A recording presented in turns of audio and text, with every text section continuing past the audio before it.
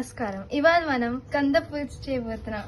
ఇలా సన్నగా కంద మనం కోసేసుకుని అందులో కొంచెం ఉప్పు వేసేయాలి.